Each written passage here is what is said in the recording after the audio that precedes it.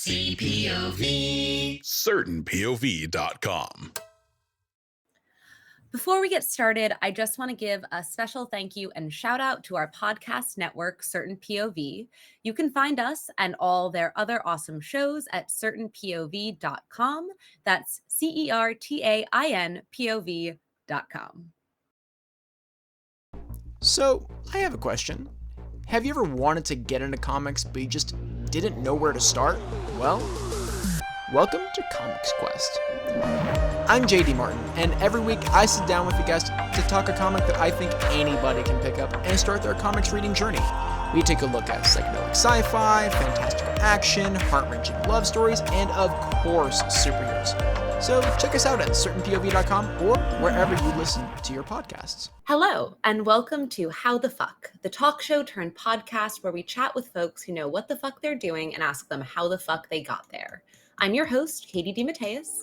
And I'm your host, Ben Martin Mooney. And I'm your thirdliest host, Zeki Alakaya.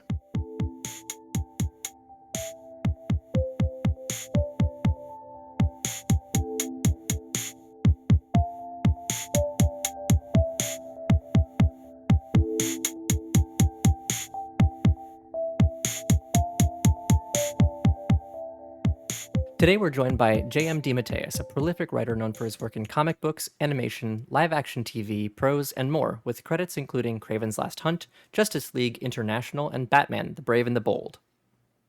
So, Mark, how the fuck? Damned if I know. Honestly, in a career in the arts as a freelancer, that really is kind of the answer. Damned if I know. You just sort of throw stuff at the wall and bang your head against it and hope that at some point it cracks and you get a career going, Short version is I was always very creative as a kid. I was an artist before I ever wrote. I was a writer. I was a songwriter and a musician. I played in bands. I always knew I wanted to do something creative. I always knew I would never, ever survive in the 9-to-5 world. I did not have the nervous system for it. I would have ended up living on the street. And I only say that half jokingly. I mean, I really was just a failure anytime I even attempted anything like that, because I always knew what I wanted to do. I was just telling somebody recently, I remember being 14 years old on the phone with a friend going, I will never have a 9-to-5 job. I was 14 and I knew it, that I was going to do this creative thing. And I basically, I grew up loving comics and I always knew I wanted to do that. It wasn't the only thing I wanted to do, but it was definitely a passion. And that was, banged my head against that wall for a while. We can get into more detail about that later. And got through that wall and got a career going in comics, which led, the great thing about comics is that it opened the door to all these other things, to TV, to film, to prose, to all these other things. And, more than 40 years later, here I sit, still writing, still happy, still creative. How's that for the short version? I think that's great. Nailed it. That. Well, thank you all. We'll talk to you another time. Right, Great. Thanks for joining us. Thank you. It's been a great interview. We got it all. Perfect. Wrap it. I realized one thing that we have not addressed, which I think is pretty apparent, but for anyone who doesn't know, this is my father. There's a reason we have the same last name. Wait, I what? feel like just worth getting it out at the jump. I thought the eyebrows were purely coincidental. Wait, this is how you tell me? We got a DNA test, turns out. 100% my father. I wondered why you've been going around using my last name all these years. So we can finally confront the elephant in the room. I just thought you were a fan. Oh, she's certainly a fan. Okay. A fan of all of your work, writing and otherwise. Yes, you are my beloved daughter. Thank you. I appreciate that. All right, to reel it back in. So the first question we have is, you've written stories in quite a large variety of mediums. Can you talk a bit about the differences in your process when it comes to writing for television versus comics versus prose? Is there one that you prefer? Is there maybe one that you prefer to tell certain kinds of stories in? That's a good point. Yeah. There's two answers and they're contradictory. One is that there's no difference. There's no difference because story is story is story, and a great story is a great story. So on that level, you can probably take the same story and tell it in any medium that you choose. Now, obviously, you're working in comic. Well, they've even been Spider-Man novels and things like that. So yeah, you could even do that with those characters. The only difference is the format is different. You know, a comic book script and a TV script are massively different. And with all these things, I mean, when I started in comics, I've told this story before, but it bears repeating. You know, the first editor I worked with in comics was a guy named Paul Levitz, who was an editor at the time, went on to be the president of DC Comics. He was younger than me, and he'd been working there since he was like 16 years old in high school. And at that point, he was an editor and the editorial coordinator and went on to run the whole company. Brilliant, brilliant guy. And there were rules. There's a structure to a comic book script, the way you break down the pages and the panels, how much copy you can have, how you move from one panel to the other, the flow of the captions, the way you write dialogue. I mean, and when I was learning, the rules were very, very specific. I have a sheet of paper that I've saved, and I should scan. I think I did scan it and put it online at one point, where he said it's no more than an average of 5.5 panels per page, no more than 35 words per panel. Now, if you look at my work now, you know I don't pay any attention to that. But it's kind of like you know, he also said you have to learn the rules before you break the rules. And it was great to learn that way in a very specific form, where I would literally sit there and count every word in every panel to make sure I averaged out to 35 words a panel. And I went through the whole story to make sure the average wasn't more than 5.5 panels per page. You know, comic books anyway are kind of like poetry, in the fact, you know, you're writing in these little blocks of caption, and there has to be, it's not, you know, prose, it's just off you go. And there's no limit really. If you want to write a 200-page novel or a 2,000-page novel, that's up to you. And you can play with that story a million different ways. In a comic book, it's really, really specific. You know, like the average comic book is 20 to 22 pages.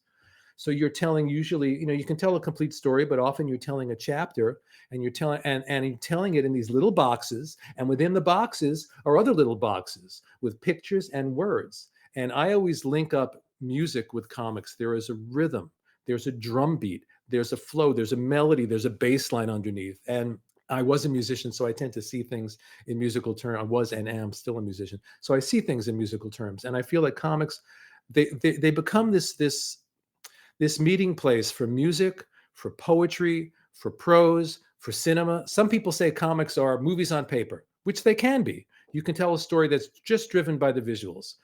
I lean more toward, you know, the place where comics and poetry meet, or comics and prose meet. A lot of people don't like my work because it is too caption heavy, too prose heavy, and they don't want to read that. They don't want to take the time to read all those words. I like the words because it allows me to get into the characters' heads. You know, when a comic book is working, it's almost like the visuals are telling one story, and the captions can then go deeper and tell what's going on within the characters as the visual story's playing out. So that's comics. You know, TV, again, a very, very specific format.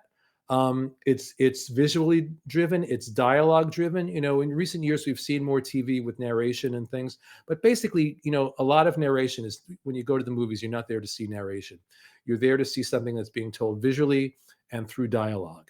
And again, a very specific format. And I find whenever I'm learning a new format, it happened with comics, it happened with film. When you're first working in that format, all you're thinking about is the form. You know, you got to think about the form, and then you got to think about how you're fitting the story into the form. And then after a while, what happens is the form becomes intuitive and second nature, and you're not thinking about it anymore. So off you go, and you're just telling your story that way. And again, as I said, prose is just, you're off. Go ahead, tell it however you want. You know, get as detailed as you want, or don't get as detailed as you want. Get as wordy as you want, or don't get as wordy as you want. You know.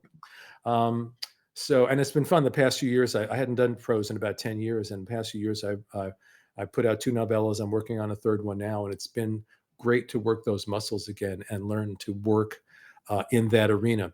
But again, a great story is a great story. I could take the stories that I've just written as novellas, I could do them as screenplays. In fact, one of them started life as a screenplay. I could do them as a graphic novel. And conversely, I could take certain graphic novels that I've done and turn them into screenplays, or turn them, you know, whatever, into a novel. So the most important thing is the story, you know, and then getting the image of, what was it, like Play-Doh, where they had the little thing, you'd turn the crank and you'd extrude the Play-Doh would come out the other end. I don't know, whether you'd make little Play-Doh cookies or whatever, you know. So there's a different, the story is the Play-Doh, but you have a different little device to extrude the story, you know, with each one, and it's a different shape. How's that? I think it's a Great answer. I did you Well, say you if have to there were think that. did you did you say if there were different kinds of stories that you wanted to tell in different mediums, or was it sort of the answer being it doesn't really matter, it's just about No, how I it's don't think it does told? matter, but I may get a specific story and go, "Oh, that would make a great movie," and Mm. play with it that way. But like I said, Mhm. the Witness, which is the novella of mine that came out last June, I think it was, that started life as a screenplay. I worked with a producer on that one, and we weren't able to get it set up as a movie. They came back to me a few years later and said, "What if we do it as a TV series?" So I then set it and wrote a pilot and worked it as a TV series. That didn't sell either, and it's just, that's the way Hollywood works. It's just for everything you see on the screen, there are 1,000 projects that people were paid for that you never get to see.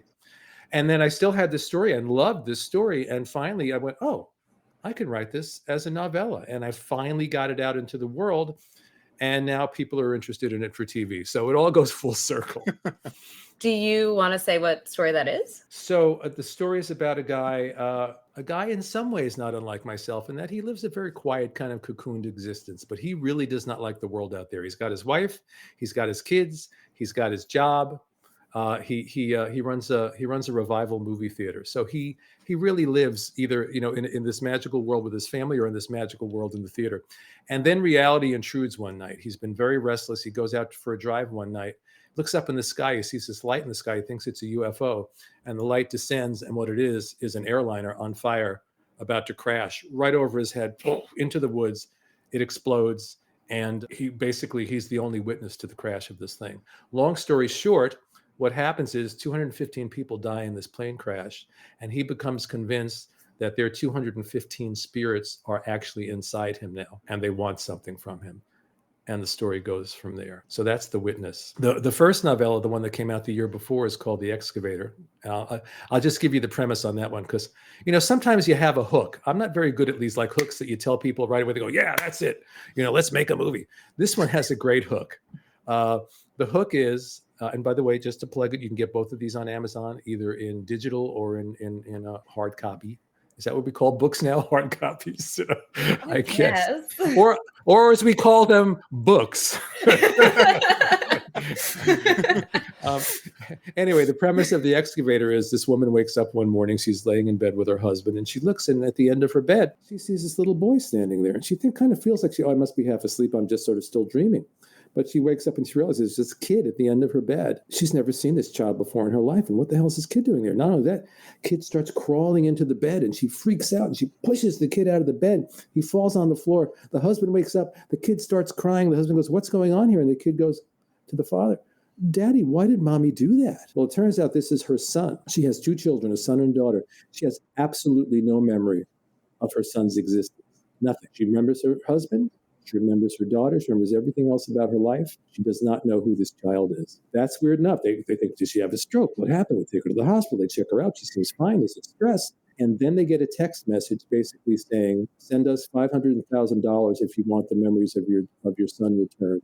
And if you don't pay us, we'll take your daughter there." So that's the premise. And it goes off from there into some very unexpected places. And I'm very proud of both of those.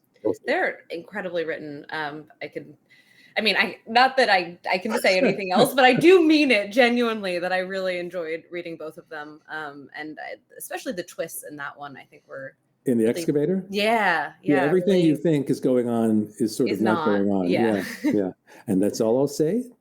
So everybody, click over to Amazon.com right now. The ebooks are only 99 cents, I have to say. So it's really. But I should also add that both books have like 10 illustrations. The first one has 10 illustrations in a cover by this wonderful Greek artist named Vasilis Godzilas, who I've worked with in the past. And the other one has 10 illustrations in a cover by one of the best artists ever worked in comics, J.H. Williams III, who's worked with Alan Moore and everybody over the years. And they really enhance the experience, to have these beautiful, beautiful illustrations along with the prose. That's why I think, for some people, they'd rather have the book, because, you have those illustrations in a deeper way. That's enough plugs. Let's move on. Buy the hard copy, you filthy animals. Or as something we call them, tactile. Books. You keep saying this word. I don't know if you guys ever saw Star Trek 2.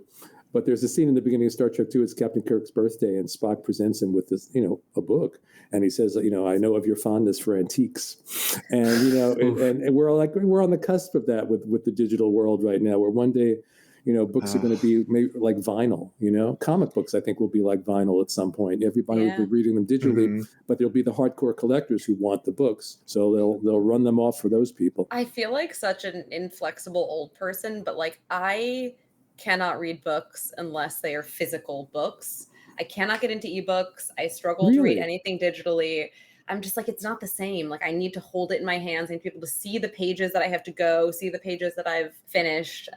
So I feel like a bit of a curmudgeon. I feel that way about comics, but books, I resisted ebooks for a while, and then I started reading them on my iPad, and it's great. I love the experience. You can make the font any size or shape that you want it to. You're reading the book. Oh, what was that word? Click on that word, and there it is. You get the definition. I like that experience. You can't like flip through it and back and forth the way, Like I'm the kind of person that when I read biographies, I like to start like either in the middle or toward the end and then go back to the beginning of their life and then read. I like to jump around like Billy Pilgrim in their life. I don't read it in a linear fashion, but I love ebooks. But what I really like is having both. So I might be reading the ebook version for a while. Like I like to read in the bathtub. Okay, this is my confession. I really like to read in the bathtub. I'm not taking my iPad in the bathtub. But then I'm reading a book and I'm like, what was that word? And I'm hitting the page and nothing's happening, Splashing everywhere. That's right. All right, we've gone off course here. No, that's totally fine. Stayed exactly on course.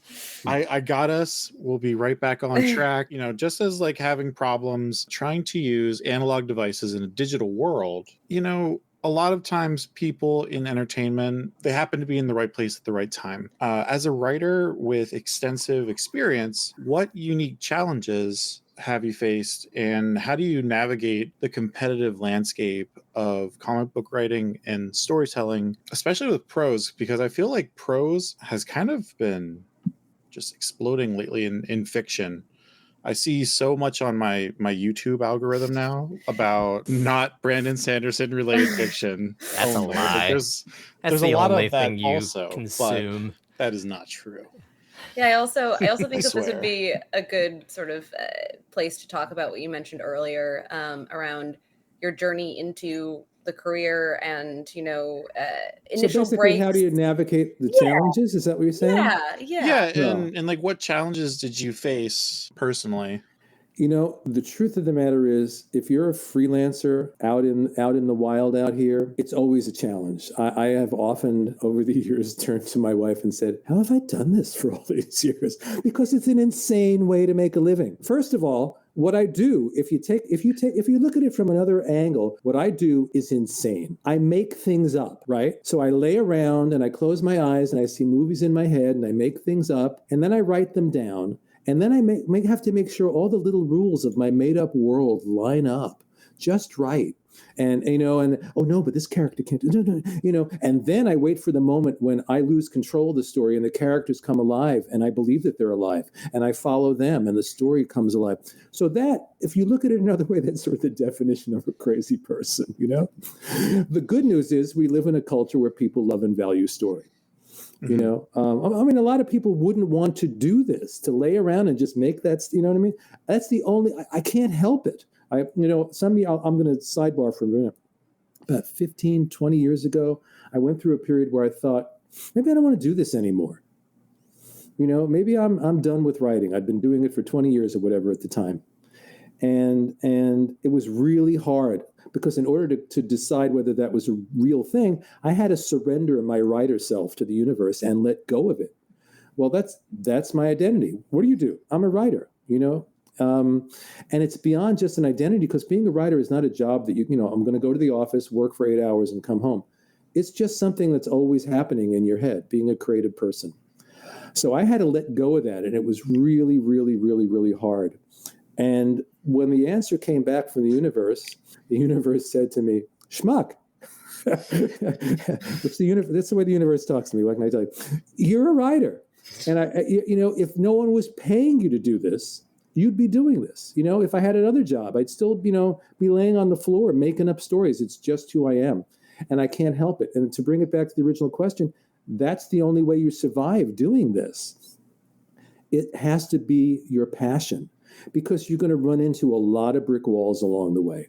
It just is. It doesn't matter how, quote, successful you are, unless you're like in that upper strata of those, that really refined air where there's a very, very small group of people that no matter what they do, it's going to, they're going to be successful, they're going to sell, or they've made so much money that it doesn't matter if that one album it doesn't make money, or that one movie bombs, or that one book doesn't work, But for the rest of us, it's a constant roller coaster ride. You're slamming into brick walls.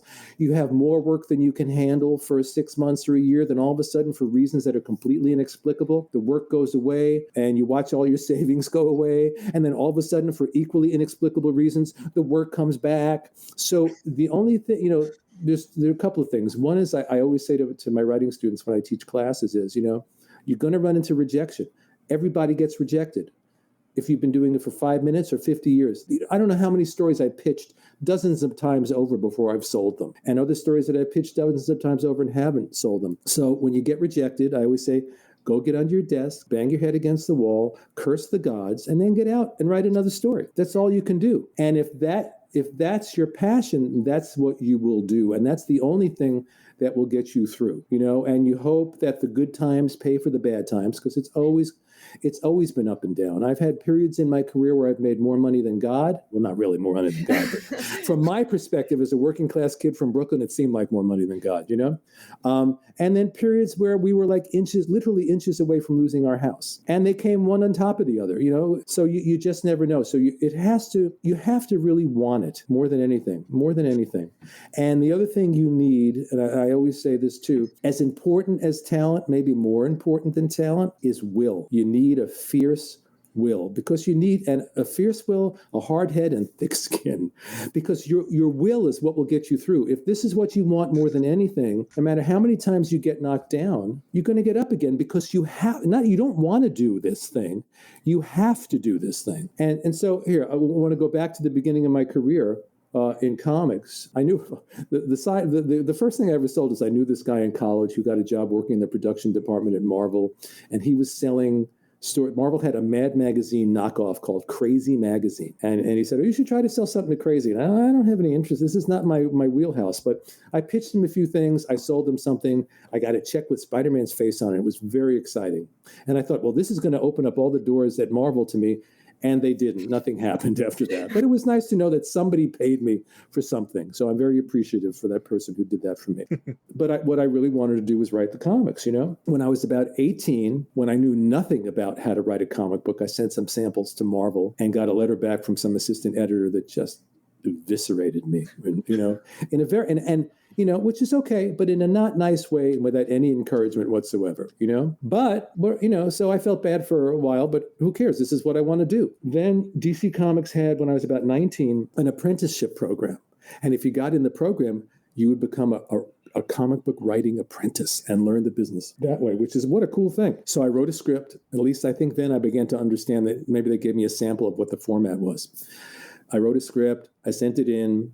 I didn't get into the program, but I got a nice letter back from whoever was involved with the program, giving me some encouragement, some criticism, And that's the other thing I've learned over the years. And I've learned, hopefully, I deal with other people in that way. A little bit of encouragement and kindness goes a long way. Just the littlest bit, Because the other thing I've learned is you never know. The person who comes to you with work that looks awful, the art's terrible, the writing is awful, they might, in 6 months or a year or 2 years, they may be at the top of their game. And they may be way ahead of you in this game, So I've learned not to write people off and to find that nugget in their work, like it's a seed, and pour the water on it and try to encourage that. I think I lost. So I did that thing. And then again, I didn't get in, and some time went by, a few years go by. And I said, I want to try again. So I wrote up some sample scripts, blind, sent them off to DC into the slush pile. And I got a letter back from somebody saying, one of them was like a Superman script, and one was an original thing that some years later grew into Moonshadow, which was a big project of mine. And they said, look, we're not going to hire somebody we've never heard of to go write Superman, but this editor, Paul Levitz, is looking for writers they used to call them the mystery books, because they were legally not allowed to call them horror comics anymore because of all that happened with comics in the 50s when they cracked down on them. So DC put out all these very strange comics: House of Mystery, House of Secrets, Weird War Tales, all these very strange comics that I had never read in my life. So I went out and I bought a bunch of them and I read it. And I wrote up some sample ideas and I sent them off to Paul Levitz. This is in the age of typewriters, people. No email, no fax machines, just typewriters. No backspace. No, well, there was backspace, but if you want to talk about typewriters, I have another story for you in a minute.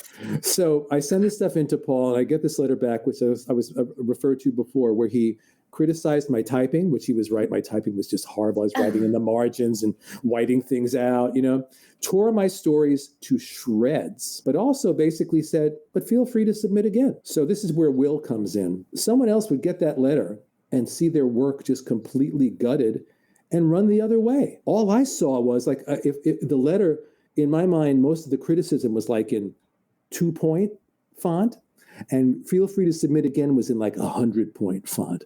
Oh, he said, feel free to submit again. So I did. And he criticized those. And I submitted again. And he criticized those. And I said, I lived in Brooklyn. The DC was in the city. So I said, can I come into Manhattan and come up to the office? Sure. I pitched him some ideas. Oh, I like that one. Let's go develop that. When we talk about it, go home and write me a script. I come back, he tears the script apart, I go back, I rewrite it, and all of a sudden, then I suddenly realized he's going to buy this. And he shook my hand, Paul, and said, welcome to the business. And that still remains one of my favorite memories out of my entire career, that handshake and that welcome to the business. But there were many opportunities to give up and run the other way. Now, what I left out is also along the way, I'd been a musician, I'd been in bands, and I also had a little mini career as a music critic during those years as well, where I certainly wasn't making much money, but I got lots of free albums and saw lots of free shows, wrote for a lot of different papers, wrote some reviews for Rolling Stone, did a lot of different things there. But the lesson I learned there was, Katie, I think I've told you this story. I actually told this story this morning. Oh, that's so funny. So I somehow I sent some samples to Rolling Stone. They liked them and said, yeah, write some reviews for us. And, Rolling Stone was like the top of the mountain. So I did one of the reviews I did was of a Grateful Dead album. And I wrote you can probably find it online. The album was called Go to Heaven. And I wrote a kind of snarky review because I was young and obnoxious, for one thing. I had issues, not with the Grateful Dead, but with the whole Grateful Dead culture around it. And I look at it now, I said, what did I care? What is it? My business. Doesn't matter. So the review was a little snarky. I said some positive things, but it was definitely snarky. So I just want to say it's cited in the Wikipedia article for this album. Is it really? Review. Yes, it is. Oh my God, I have to look that up. with a note about how hurt they were personally. Don't give away my story. Don't give away my story. So one day the mail comes and there's this big manila envelope and it's filled with letters from Grateful Dead fans who have read this review. Because you know how it is. You're sitting around with your friends being an opinionated asshole, and you just throwing opinions around. It's fun. But when you put it in print in Rolling Stone, it has a different power, and I didn't think about that. I really didn't. So I read these reviews, and it was as if I had said something terrible about their mothers in print. They weren't, it was not angry, what I remember. What I remember were people were wounded. They were hurt. And I understand how that feels, because when I have something that I love, whether it's a movie or a book or a comic or an actor or a writer, and I read something negative about them, I take it very personally, because I love that thing so much. And I read those letters and I said, I don't want to be the guy sitting around criticizing. I want to be the guy that creates the work and gets criticized. And I never wrote another review after that. Now, let me say, I have great respect for critics, for intelligent, compassionate critics. You can be critical of something in a compassionate way. I think in the age of the internet, a lot of it is just about dumping on things. But there are still intelligent, compassionate critics out there who are really interesting to read. And I love, a movie comes out that I'm interested in. I'd love to go to Metacritic and read all the reviews, And that, of course, that's the funny thing. Most movies, if you read all the reviews, it goes from this is a masterpiece, so this is the worst piece of crap ever made. And they're all there in a row, which makes you realize however intelligently expressed, we're all just expressing our opinions. That's why I was just saying to somebody today, I don't say anymore that this is the best of whatever. This is the best book ever written. When I was younger, I was more likely to say that kind of stuff. Now I'll just say this is my favorite. Like, how do you know what the best novel is that was ever written? Unless you've read every novel that's ever been written in the history of the world. And then it's subjective. And then it's still subjective. It's still really just your favorite, So anyway, that was the beginning of my comic book career. And the same thing happened with getting into TV. It was just, I always knew that I wanted to get into TV. I took a screenwriting class at the New School at one point, and one day I was reading a magazine where they said, this is in the 80s, where they're bringing back the Twilight Zone on CBS. They're doing a new version of the Twilight Zone. Wow, that's really, really cool. Again, we're in the age of typewriters and physical mail with stamps on it that you lick the envelope, okay? And the article mentioned that this guy named Alan Brenner was working on the show. He was a TV writer, but he'd also done some comic book writing. So I thought, ooh, this is a door in. I don't remember how or where I found the address, but I found the address. You stalked him, didn't you? No. This was the address of the studio, not his house. You see, Katie, they made these large books that were of yellow paper. There was this little book, I think it was called Ross Reports, where it had all the different TV shows, what they were looking for, who you could write to. Hadn't thought about that in 40 years probably, because that's so interesting. Whatever it was, I found the thing. I wrote to Alan. He very kindly wrote back. We had a little correspondence. I pitched him some ideas. Katie, you talk about stalking him. I was in LA. Listen to the story. Oh, no. No. I didn't. No, I was not stalking him. The statute of limitations doesn't apply anymore, Mark. It's totally fine. No, Alan Brenner is one of the nicest guys on the face of the planet, and I did not stalk him. So I'm staying with friends in Marina Del Rey, and Alan and I are trying to figure out, we're going to meet up somewhere. And I'm sitting at my friend's house in Marina Del Rey. He says, well, where are you staying? I'm staying in Marina Del Rey. Oh, I live in Marina Del Rey. I'm staying in this apartment complex I think it was called Mariners Village. Oh, I live in Mariners Village. He lived in the same complex that I was staying in. So like 5 minutes later, I was knocking on his door and we finally got to meet face to face, which sounds like something out of the Twilight Zone right there. Anyway, I eventually sold them a story, wrote my first script. It was very much rewritten, as often happens in TV, but I didn't care because I got to write an episode of The Twilight Zone. What a great first credit was that, And, one thing always leads to another. Because of that, folks at DC knew that I'd written for live action TV. Two of my friends at DC were advisors on, there was a live action Superboy TV show, which most people don't even know that it ever existed. It was the late 80s, early 90s. And the producer, a guy named Stan Berkowitz, was looking for writers, and they recommended me. I ended up pitching Stan some stories. He loved my first script. I wrote like 5 scripts for them. I worked on staff for a short period of time, and Stan and I created this relationship. And here's how it all goes too, because a lot of it is just luck. It's like little billiard balls hitting into each other. So Stan is done, Superboy is done. Stan is done as the producer of Superboy. And I happen to be in LA, and I'm meeting with a guy named Marty Pasco, also a comic book writer and a TV writer. He's actually the guy that rewrote my script on The Twilight Zone. And he's about to start working on this new Spider-Man animated show, and he wants me to work on it. And I said, oh, you should meet my friend Stan Berkowitz. He just finished working on Superboy. He would be great. He meets him. Marty ends up not working on the show, but Stan ends up getting a job on the show and launches into this Emmy Award-winning career in animation. And I was never that interested in animation, honestly. It was not on my bucket list of things to do. And this is another important thing. Always be open to what the universe sends your way. Don't be so attached to, I just have to do this. So time goes by, and Stan is working on a show called Justice League and Justice League Unlimited. And he says, hey, you want to write an episode for us? And I'm like, okay, not my dream gig. I hadn't really paid that much attention to what was going on in animation. And turned out to be a great gig. And I really understood even now Justice League Unlimited has become like a classic show. How great these guys were that were working in the field, and how much they had to get across in a 22 minutes of animation to get across really great character work and action and a great plot and themes and all this stuff. And the first thing I did for them was an adaptation of Alan Moore's story For the Man Who Has Everything, which I didn't know at the time is a very famous, revered story. Had I known it, I might have been intimidated by it, but I didn't, so I wasn't, And that went very well, and I ended up doing like 7 episodes for them, and that opened up a door on a career that's been going on since like 2003. I hadn't planned it, and it became a huge part of my career. So you never know what's going to happen. You always have to be open to these happy accidents.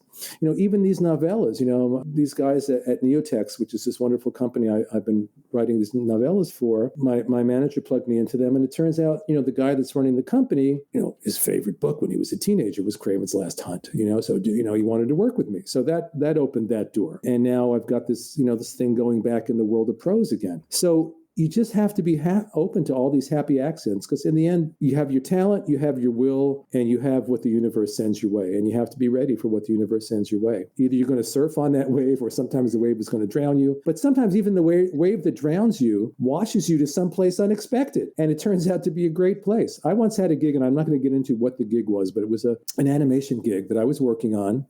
And I wasn't doing what they needed for that gig, and they fired me off the gig. And I felt bad, because I take pride in my work, and I want to deliver what they want. I want to give them what they want and do a great job. And time goes by, and I get a call from somebody else in the animation division saying, "We loved what you did on that project. Do you want to write such and such?" So the gig I got fired from got me this other great gig. You just never know. That was a really long answer. I have a question to follow that, at risk of going too off script and making this into a 3-parter.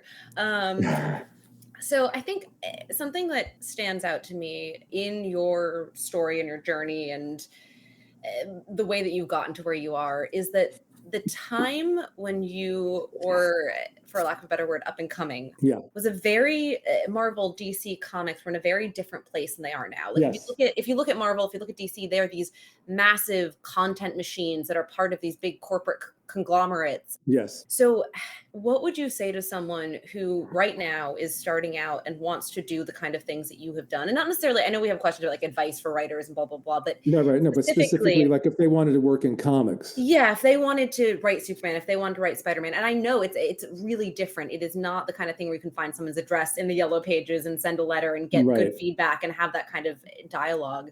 So what would you... I have a few. Well, first of all, what I did then, you can't do now. Yes. First of all, they don't have, at least at Marvel and DC, they don't have those, like those quote mystery books that I broke in on. They were there. Part of the reason was to train new writers. The stories were anywhere from 5 to 8 pages long. 5 to 8 pages, you need to deliver characterization and plot and theme and all these things and learn your craft. It was I called it the vaudeville of comics. You know what I mean? It was like, all right, I'm going to try out my act over here. Nobody's really looking, so I didn't even care that they were paying me. Not that they were paying me a lot then, but it was enough to buy pizza and pay my rent, But that doesn't really exist anymore. So sending, someone just sending stuff in blind to Marvel and DC, there's always a chance that I'll say again, two opposite things, because the opposite is always true.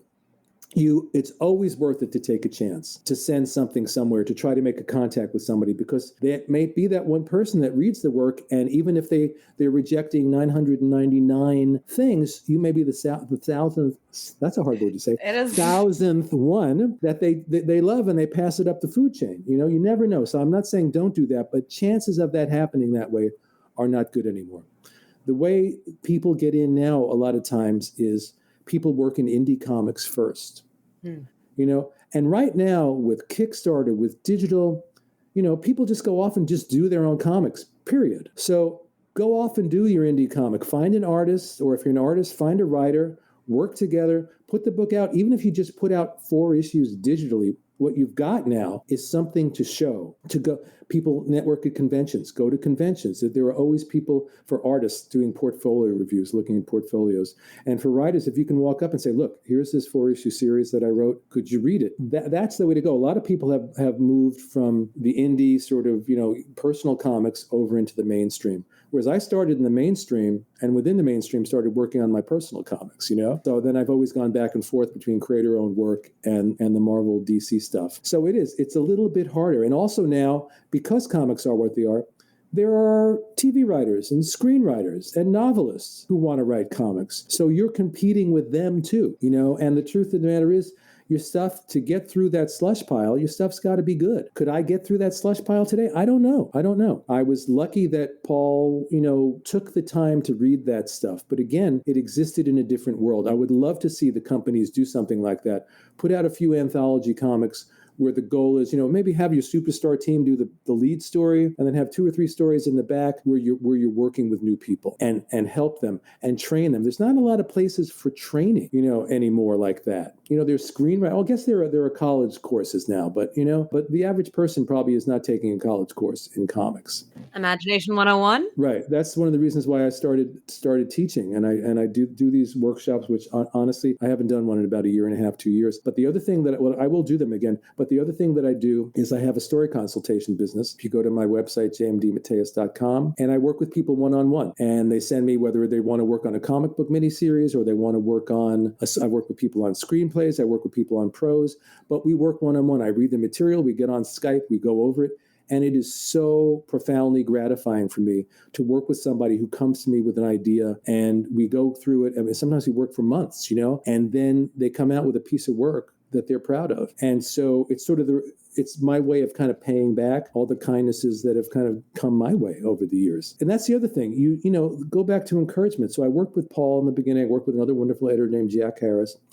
Then I worked with a now legendary writer who sadly is no longer with us, named Len Wein, creator of Swamp Thing, Wolverine, classic Spider-Man, Batman stories. And Len was an editor at DC at the time. And he was the guy who kind of said, you're not just another guy passing through my office. You have something special, and I want to help you develop that. It was like I was like this plant in desperate need of water, and Len had a big watering can, and he became my mentor and my friend, and it meant so much to me, to walk into an office of this writer whose work I had so admired, and for him to look at me and say, yeah, I think you got something. Let's see what we can do with that. That's awesome. Yeah, it is awesome. And that's why, that's what I try to do with my clients, and it's a gratifying thing to help somebody else. Or sometimes, people will say, I sent you something years ago and you read it and you wrote back to me. It was so kind. I'm like, I don't remember doing that. And those are the kindnesses I like the best. The kindnesses we don't remember, because it means there's not a voice in the back of our head going, that was really kind of me, There's a Seinfeld episode where Jerry does something nice for a guy who says, you're very, and he goes, yeah, I am. I'm a really nice guy. What a nice thing I did, So I love when someone comes up to me and tells me something that I have no memory of, that I did something nice, because then I know it really came from the right place, as opposed to, I remember that was pretty nice of me,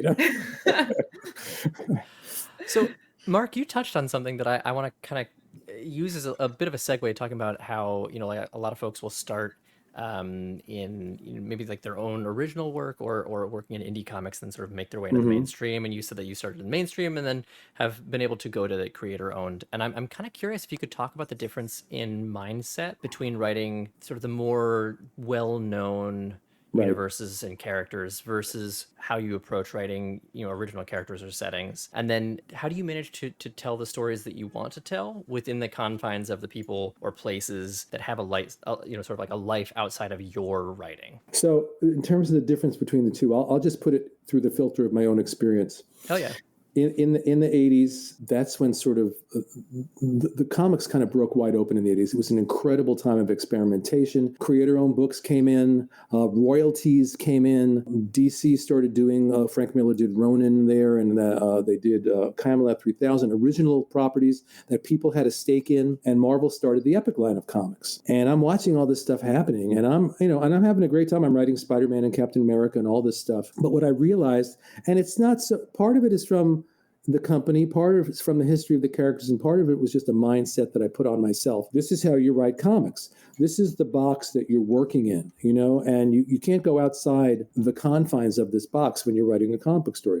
You can maybe make it a little deeper, make it a little bit wider, but you have to stay in here. So I had this idea for Moonshadow that I'd been nurturing for I'll even back it up before that. I did a story that Marvel had a black and white magazine called Bizarre Adventures. And I had this story that I'd had in the back of my head. And you can write, you can get away with weird stuff in Bizarre Adventures. That's the title. That I had written as a screenplay. I put aside. It was called Greenberg the Vampire, about this Jewish horror writer who also happens to be a vampire, lives in the Dakota. And so I've been working, writing this superhero stuff for a couple of years, maybe 1.5 years, 2 years at Marvel. And I do this Greenberg the Vampire story. And it's the first thing I did that was just my characters, my world, my story. And I remember going up to the office, and that story got a reaction that none of my other work did. And at the time I was like, wow, that's amazing. And I realized in retrospect, it's because I had stepped outside of that box. I wasn't writing a comic like I thought a comic should be. These were my characters. This is my world. I was just telling the story the way I wanted to tell it with an original voice. It's hard to find your voice. It takes time to find your unique voice as a writer or a musician, as an actor, or anything. So then Moonshadow comes along, and long story short, we set it up at Epic Comics. And that's where I really didn't just step outside the box. I blew up the box because I sat down to write that the same way I would sit down to write a novel. And I was blessed to be working with an artist named John J. Muth, who's one of the most talented human beings I've ever encountered in my life. It was the first fully painted comic book in American comics. And when you're working with an artist of that caliber, you'd better up your game. And I think the beautiful thing in that collaboration was I upped my game he challenged me, I upped my game, I challenged him, he upped his game, and we each did things that we would not have been capable of had we not worked together. And writing Moonshadow was the most liberating thing that happened to me, because suddenly I realized comic books don't have to be anything except what you want them to be, except for the needs of this one particular story. And Moonshadow was a big success critically, and it did well commercially too. Still in print. We have a new edition coming out later this year from Dark Horse. And because I was able to step outside the box and do Moonshadow, when I stepped back into the Marvel Universe, one of the first things I did after that was Kraven's Last Hunt, which was unlike anything I'd ever done in superhero comics before, because I had done that. I had blown up the box with Moonshadow, and I realized that most of the box was of my own construction. So yes, there are certain things, certain parameters you have to deal with when you're dealing with these characters. You're stepping in, people have been there before you, and those characters are going to be there long after you're gone. So you can't completely transform them. If it was up to me, Bruce Wayne would go to therapy. He'd get over the whole Batman thing. He'd use his money in a better way than building cars and suits and weapons and save the world with his billions of dollars, But, you can't do that. You have to play within that particular thing. But you can do a lot more than I realized you could do before I did Moonshadow. And that really liberated me to be able to take these characters and personalize it, in a way, even though it's all metaphorical. Kraven's Last Hunt is as autobiographical as anything I've ever written, including Brooklyn Dreams, which was autobiographical. So yeah, you have to, regardless of whether it's the creator-owned books, you're creating your own universe, your own characters from the ground up. The other one, you're playing in somebody else's universe. But you still have to bring the same passion to the stories and the characters, and you have to bring the same belief in the reality of those characters. I know Peter Parker like the back of my hand. He's my friend. I really believe in him. I know it sounds funny, but what I've said before is that I know everything that goes on in his head. I don't know everything that goes on in my best friend's head. So I know Peter Parker better than I know my best friend. It's a very intimate relationship you create with these characters. It's very interesting. And again, sounds completely crazy, but it's true. But you have to believe in it. Just like, in comics, death never lasts. We're killing Superman. Oh, Captain America. We know they're never going to. Someone eventually will bring those characters back. But when you write that death scene, you have to believe it 100%. You have to believe that character's really dying and they will never come back, or it's not going to be convincing and it's not going to touch people. Interestingly, you kind of were talking about it a bit in your last answer, but so much of your work is so personal. And because of that, there are obviously going to be different kinds of themes that are recurring throughout all of your writing. I'd love to hear a bit about what those themes are, and then also how your perspective on them has changed over the years and how that has impacted the way that you write. I think if you look at not just writers, but look at musicians, look at, any creative person, there are themes that will always recur throughout their work, because we all have our broken parts of ourselves that we want to heal. We all have our obsessions that we can't let go of. So it's like, the story, whatever the story is, it's going to come out through the filter of your experiences. Now, I feel like most of the time when the story is really working, I'm channeling it. It's coming from someplace else. I really believe there's like a dimension of story, and they're beaming this thing right into my head. But they picked me because it's coming through, like my glasses here are the filter. That's the filter of my experience. So the story is coming through the filter of my experience and add onto the page. You take that same story and give it to the next person, it'll be different because it'll be through the filter of their experience. So these things in your life, sometimes I consciously create a theme in a story, but sometimes themes create themselves. And I remember being in the business for a short time and going through a bunch of stories, and it's a lot of people working out issues with their father in these stories, I wasn't doing it consciously. I can go back to a lot of stories and go, oh my God, now I know what that story was about, But in an overarching way, I think a lot of my stories, whether it's from a psychological vantage point or a spiritual vantage point or a cosmic vantage point, it's all about the search for self, the search for meaning, the search for your identity. Who am I, both as a personal, psychological being and as a cosmic being in this universe? Why am I here? What's this all about? And, that question from a lot of different angles is the thread that goes through a lot of my work, as well as the thread of people that have been through trauma and struggle seeking their healing. But even that is the same thing. You can look at that from a psychological level, or you can look at it spiritually, because we've all been through something in our lives, and whether we're looking for the psychological answer or the answer that God may provide, it's the same search. I think everything we do in our lives is basically informed by the question, who am I, or why am I here? What's this all about? Whether it's what's it all about in my head, or what's it all about out there? Why does this world exist? So I think those are the themes more than anything. And I don't think those themes necessarily change. I think they just deepen and expand. You read Dostoevsky or Dickens and you'll see the same threads coming up again and again, but they deepen, they widen. Hopefully as we get older, we're more insightful, or just I'm a better writer so I can explore them more deeply with a little bit more insight. I think that's about it. What stories, authors, or experiences resonate as your biggest writing influences? That's a great question. Well, experiences, it's like every experience. And, the truth of the matter is, I think for many, if not most people, probably the first 18 years of our lives echo through the rest of our lives forever. Because it's so formative, and we go through so much, and we go from these little confused puppies, to these hormonally out of control teenagers, to the first steps into adulthood. What are the primal relationships with our parents? And we're all in some way, shape, or form, in good ways or bad, trying to work those relationships out as adults. It's just the way life works. So all those experiences inform, good and bad, inform who I am as a writer. And then, of course, life goes on, and all those experiences, if I'm writing about a love relationship between two characters, on some level, I'm writing about my relationship with my wife. Ew, gross. That's my mom. You should be grateful for that love relationship, my dear. The other thing is, here's the paradox. Every character is me. Like what they say, when you dream, everything and everyone you encounter in a dream is some aspect of your own psyche. And that's true for writing. Every character in the story is an aspect of your psyche. At the same time, the paradox is, if you're doing your job right, the characters take on a life of their own, independent of you. So they're infused with the deepest part of you, and yet they become something other. And if you're doing your job right, they start doing things you never expected, which makes a great story. Anyway, so all my experiences infuse that. And then, sure, everything you read, the writers that you love, so many writers that I love. And of course, I'll blank on them all now. Ray Bradbury and Charles Dickens and Dostoevsky and J.D. Salinger and Philip K. Dick. And, when I was a teenager into a young adult, I was devouring science fiction, and anything I read, really, the best work is the work that inspires me. To this day, if I pick up a Bradbury book and read it, it makes me want to write. Something in Bradbury's writing drives me to the keyboard. There's a guy, a comic book writer, artist, comic people know, Will Eisner, who was one of the real pioneers of the whole graphic novel form.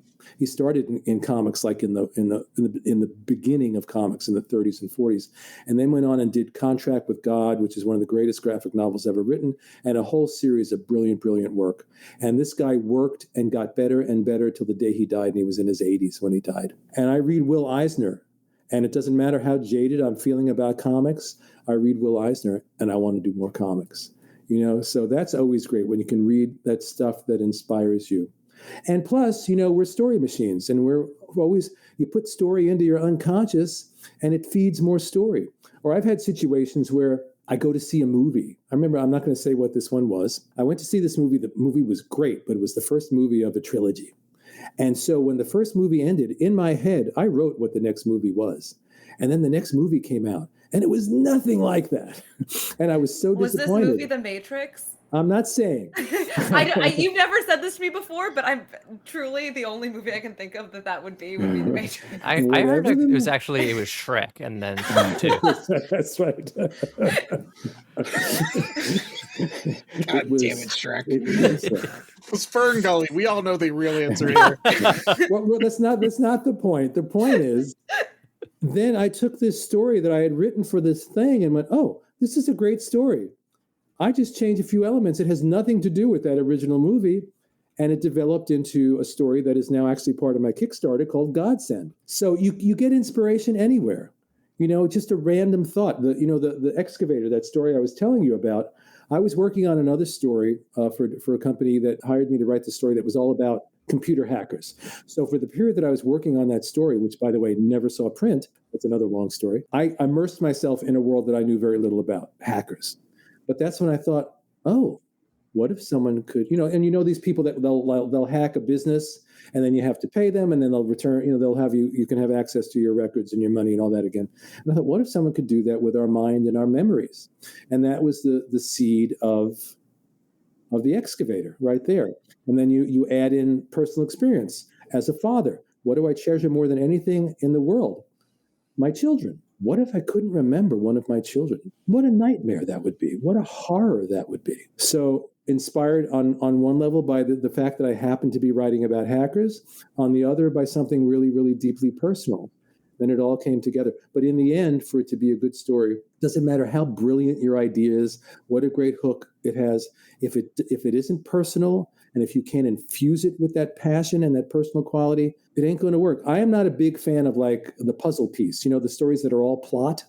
I can appreciate it, but in the big scheme of things, it doesn't matter to me who killed Mrs. Smith. If I'm playing Clue, it's okay.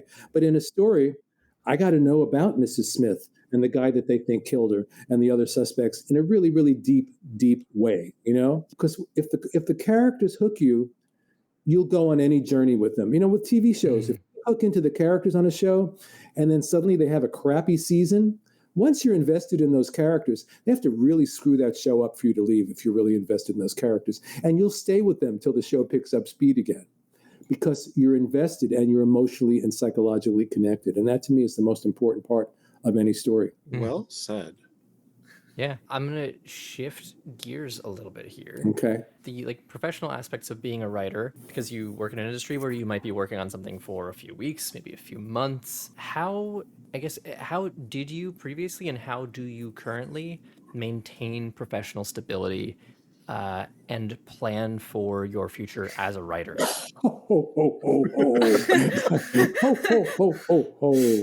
By becoming Santa, I suppose. Ben, I have no clue. I really, really don't. I commented on this question in the document, and I said he's going to say he doesn't. I don't. I really, really don't. The only way I know how to do it is to just keep creating and keep pitching, because the truth of the matter is it's not a career. I mean, I guess there are people out there that plan their careers, but man plans, God laughs. In a creative profession like this, a freelance writer, you never, ever know how it's going to go. So my job is not about planning. It's just about doing the best work I possibly can do. And so the better the work is, the more they'll continue to hire you. You hope, and that's all I can do. I never know. Like I said before, you go through periods where you have so much work, you're turning down work from other people for months or years at a time. And then all of a sudden, for reasons that you have no idea why, the work goes away. I listened to your conversation with Susan Eisenberg.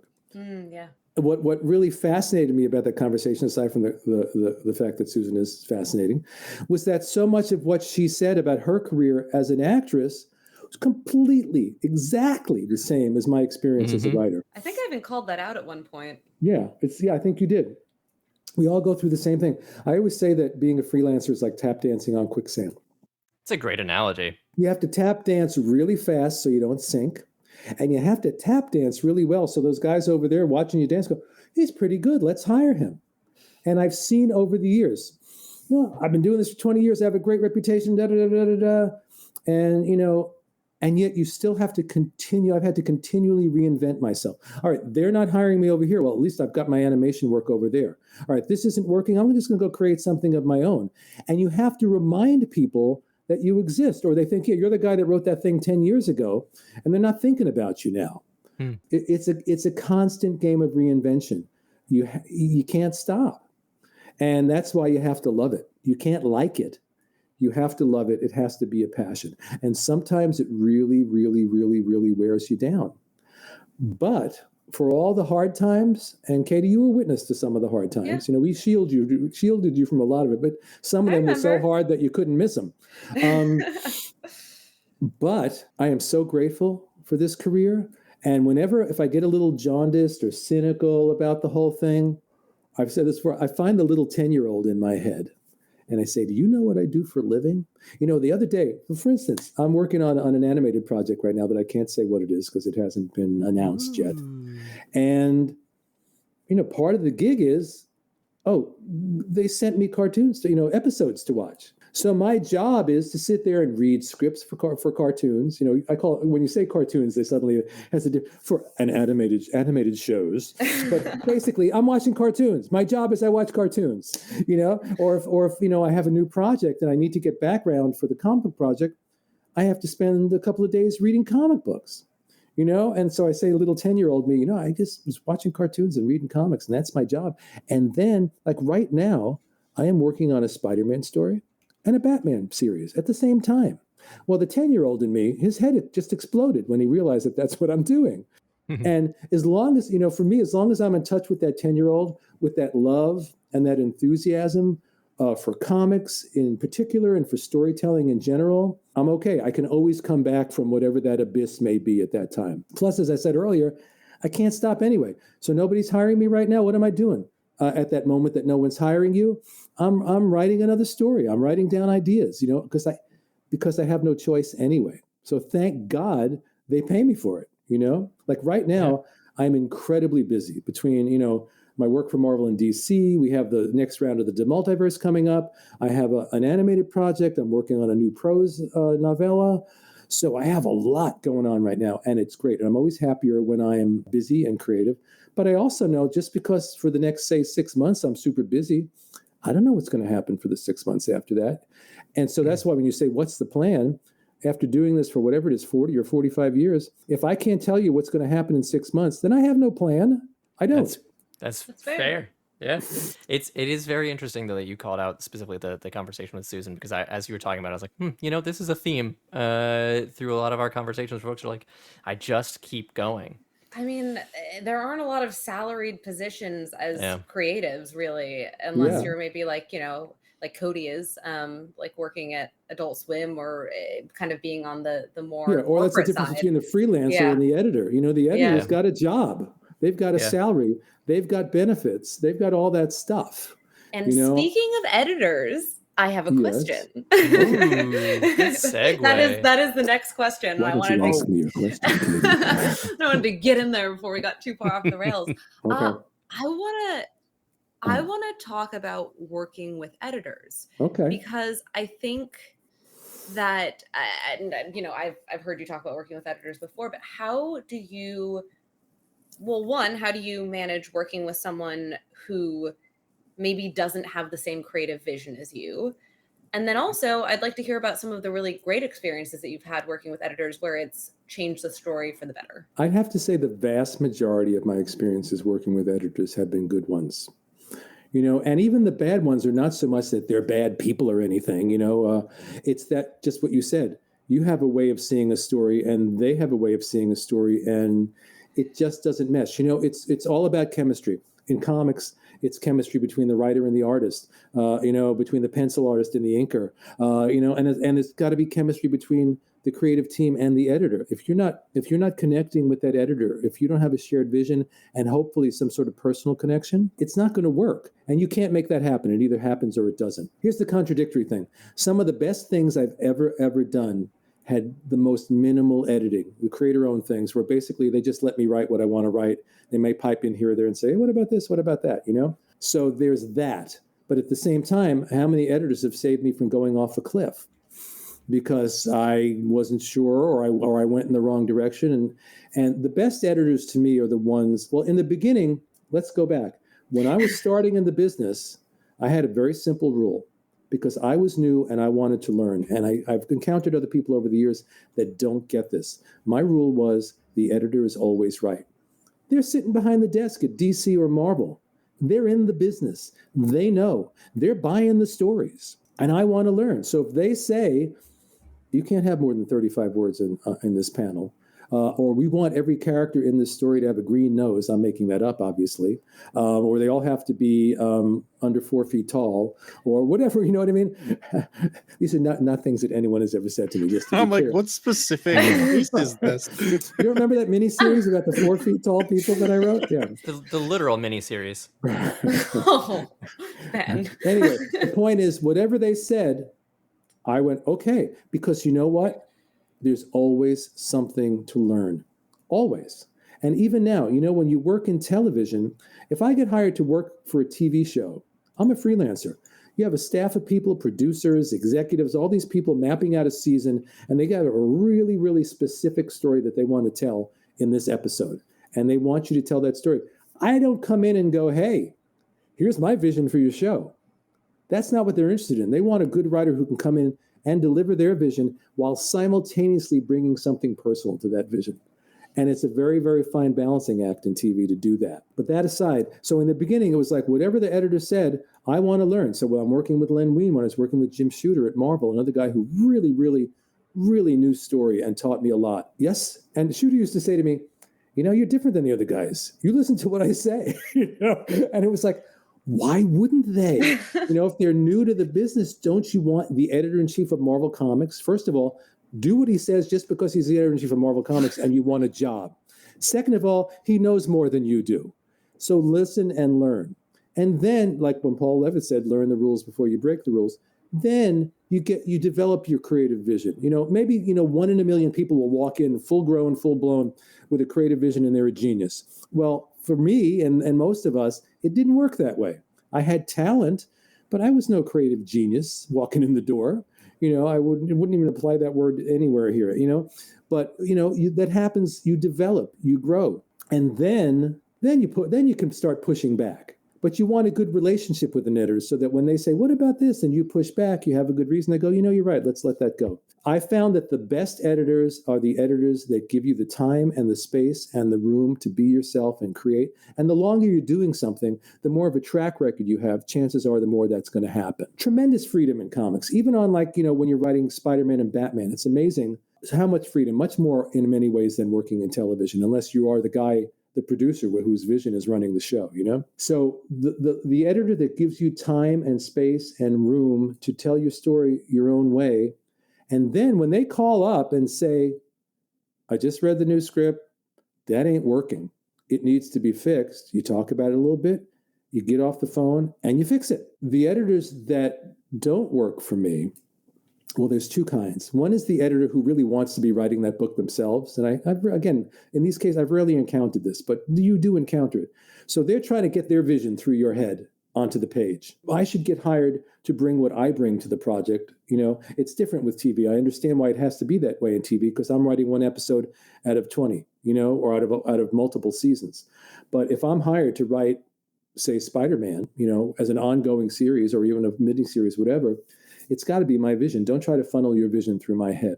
You want to have suggestions. You want to bounce things around. That's great. That's fun. I love that, to have someone to bounce things around and spark each other. The other kind of editor that will drive you crazy, and they may be very, very good at what they do and very smart, is the editor that is looking over your shoulder at every sentence and every plot turn and going, well, what about this? Could we fix this? Could you clarify that? I don't really understand that. What do we do this? To the point where what happens to me as the creative person, if someone is questioning everything, then even when they're not, they're over your shoulder looking at you, questioning you. Even if 50% of what they're saying is brilliant, and sometimes it is, the other 50% is often unnecessary and maddening. So I much prefer the editors that give you a little breathing room and respect you and let you go. And like I said, on creator-owned stuff, for the most part, lots of my creator-owned projects, I've just been, left alone to do it. And they might say, oh, well, we really can't do that. Or, what if you tried this?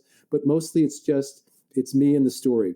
And then, if the editor, I remember when I did a lot of work for Vertigo back in the early days of Vertigo, and I was working on a series called Seekers into the Mystery, working with a wonderful editor named Shelley Bond. And, 4 issues, 5 issues through, whatever it was, with the first arc, I don't think there was a note, and then we got to the 5th issue. That's exactly what happened.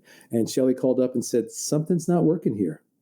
And I respected and trusted her. And I got off that phone and immediately reworked what I had and called her back up, said, how about this? That's great. Let's go, So I remember when I was working on Spectacular Spider-Man, another great editor, Danny Fingeroth, who you guys have interviewed. And I did a story called The Child Within, which I think is one of the best things I've ever done in mainstream comics.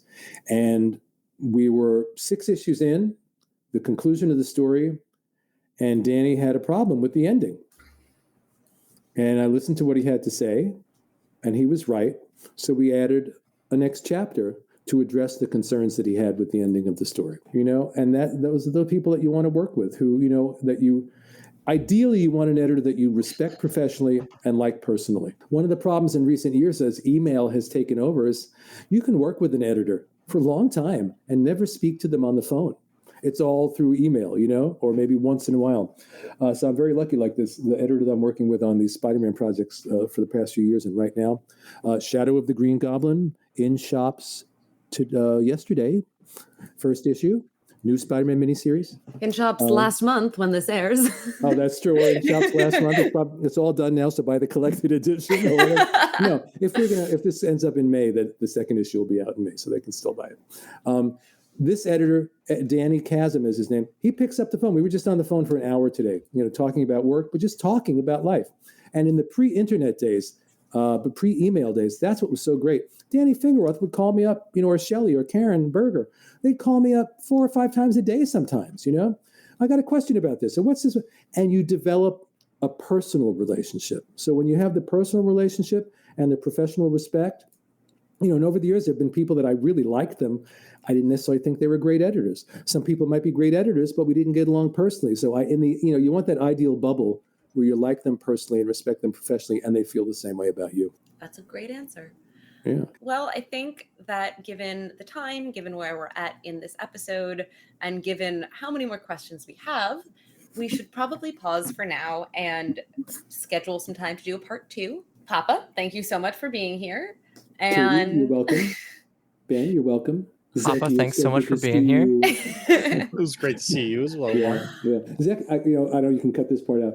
Diane and I still talk about how much fun we had with you, especially on that car ride. I also talk about that with Brittany all the time. It was fantastic. I hope that we get to see you in person at some point before too long. Yes. And on that note, thank you so much for joining us. Until next time, I'm Katie. I'm Ben. And I'm Zeki. And this has been How the Fuck.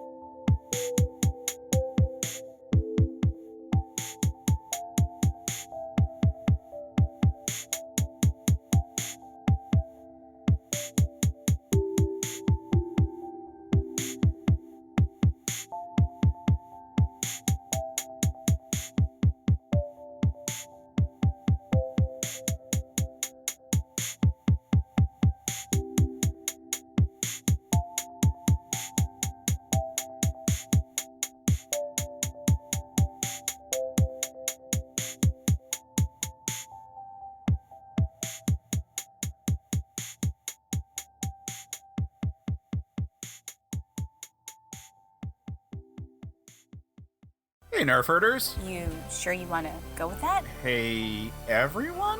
There we go. More inviting. Have you ever had a movie that you really wanted to love, but something holds you back? Or one that you did love in spite of a flaw? Well, I'm Case Aiken. And I'm Sam Alisea. And on Another Pass, we sit down with cool guests to look at movies that we find fascinating. But flawed. And we try to imagine what could have been done when they were made to give them that little push. We're not experts. We just believe in criticism. Constructive criticism. Sure. So come take another pass at some movies with us. And every now and then, we can celebrate movies that did it on their own, too. You can find us at certainpov.com or wherever you get your podcasts. Pass it on. Hey. Oh, hey, Jeff. What's going on, guys? Oh, talking about Superman. Oh, cool. I could talk about Superman. I could talk some more about Superman. We know. I'll bet a few people would want to get in on this. I'm down. You know it. That sounds like fun. I'll do it. Cool, let's do it. We can call the show Men of Steel. And you can find it at certainpov.com. Or wherever you get your podcasts. Yay.